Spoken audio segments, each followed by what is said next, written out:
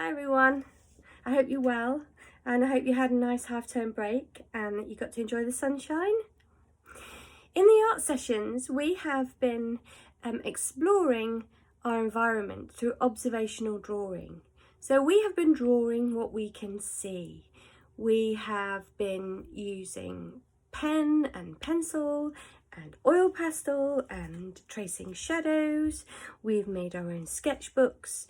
I've really enjoyed looking at the images that you've been sending me, so thank you. I'd love to see more. In this week's video, we're going to concentrate on drawing something that we can't see, something that we might not even know is there, and we're going to attempt to draw our emotion, our feeling. It is something you might not be used to. It is something that is a lot of fun, and once you start doing it, you'll probably do it more and more. I'm going to talk you through every stage of it, and you can do it alongside me in the video. So it might be that you finish before me or I finish before you.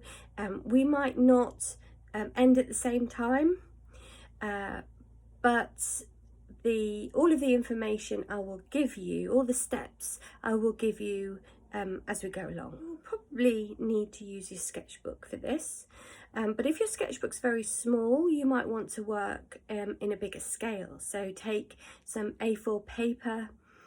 Copy paper is fine, but if you have nice cartridge paper, use that.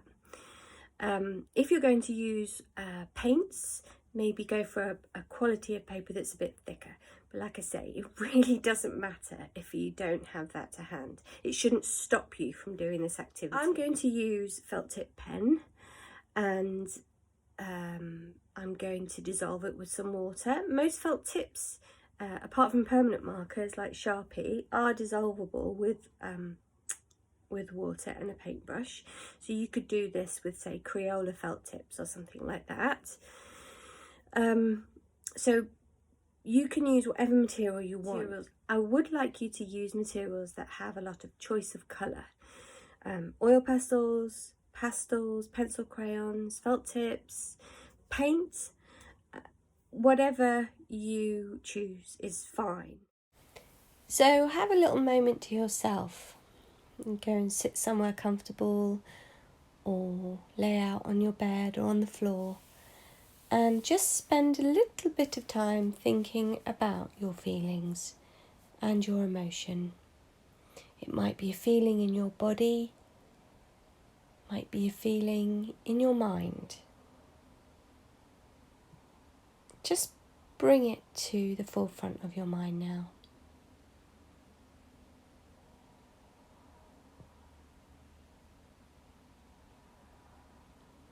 Materials that I'm going to use are these water-soluble pens.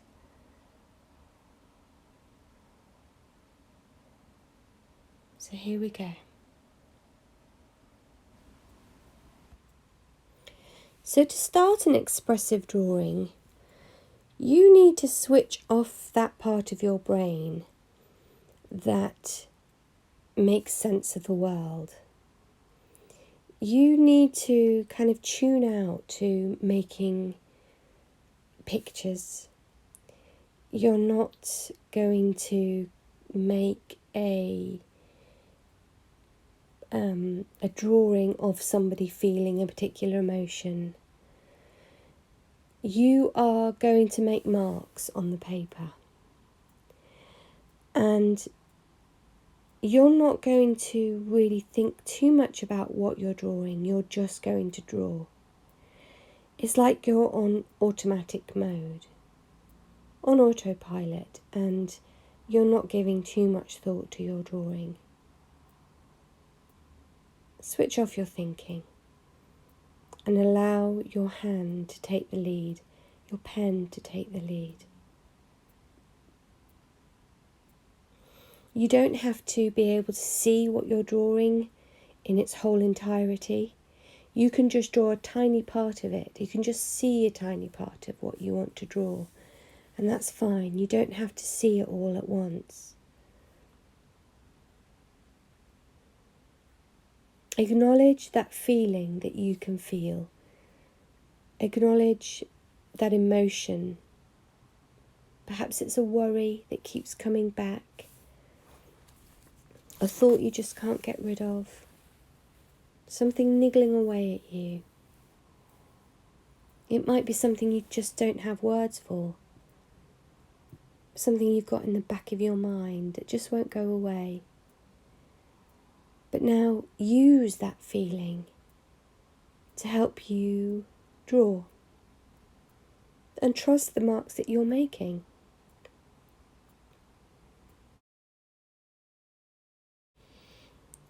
By doing this, you're using a different part of your brain, a very wonderful intelligence. It's called your intuition, your gut feeling.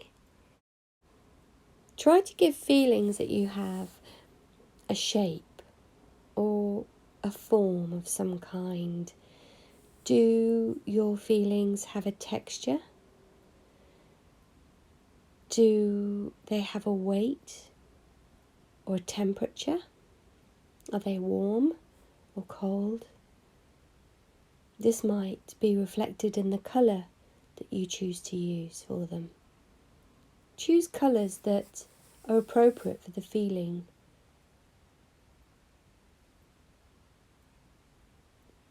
Choose shapes that you think fit the feeling. And remember, this is your drawing, so you can do whatever you want. And there is no right and no wrong. There is no correct way of doing this, it's just your way of doing this.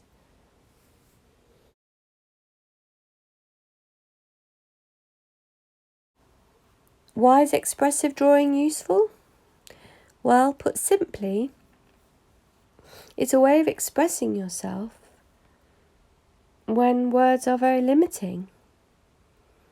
Sometimes we can't express ourselves through words, and sometimes it's easier to express ourselves using a different language.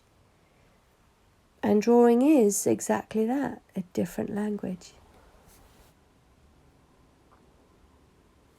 So now that you've made your drawing or painting, what next? Well, spend a bit of time looking at it. Just observe what you've done. Notice things that you have chosen to do. Notice the shapes and the colours and the lines. Notice whether or not there's a general energy about the drawing or painting. Notice if there's a dominance, if there's a dominant colour or a dominant shape or any repetition. Hold it far away from you. Hold it close to you. Spend some time looking. A couple of minutes.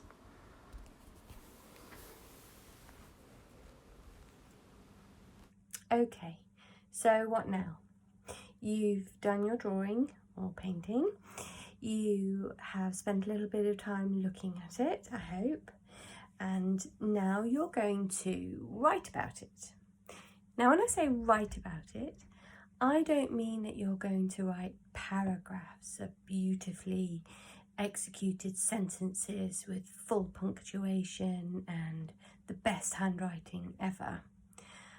I'm talking about emptying your head onto a page, so a notebook, okay? It doesn't have to make sense to anybody else other than you. So don't feel like you have to get your sentences all perfectly structured, and don't feel like you have to get your words absolutely spelt perfectly, because you don't. This is reflective writing and it should be immediate. Don't worry about getting it perfect, because that can get in the way when you are writing what you are thinking. And you have to write really quickly because you tend to kind of lose track. And you can use this writing technique, or if you want to and you really don't want to write anything down, you can talk through your feelings or your drawings with a family member who has got time to sit down and to listen to you. Somebody who's not going to be doing anything else, but will sit down and listen to you. So it's really up to you. Also, if you don't have anyone around and you want to talk it through, you could video yourself. You could make like a little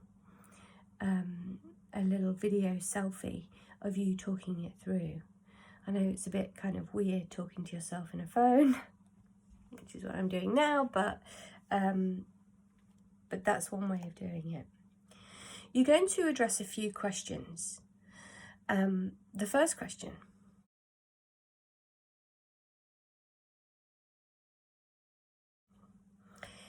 is, what does the drawing look like? What does it remind you of?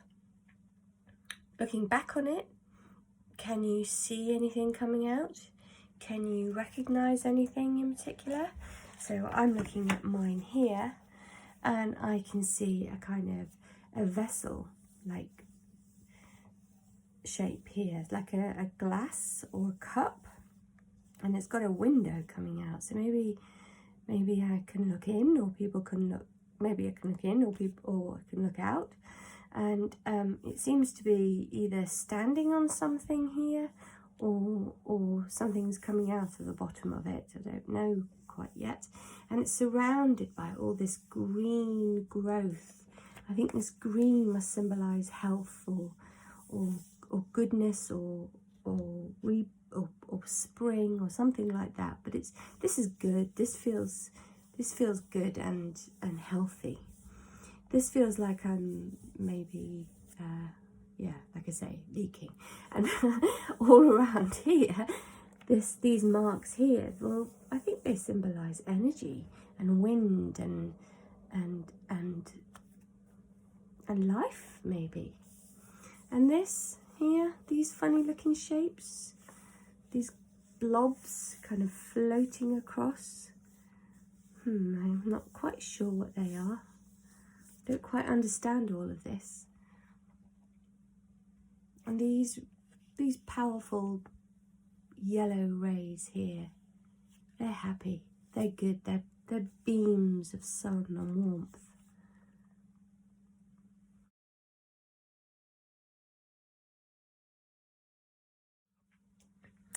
Alright, so next I'd like you to write about what you have learned from this drawing experience. It could be something that you have learned about drawing. It could be something that you have learned about the feeling that you have. I'd love to know what your experience of this has been like. You could write me an email and explain how it was, or if you want to, send a photograph of your artwork. Great. You don't have to send me your writing, and that's for you, but to some kind of feedback about how you found this would be fabulous.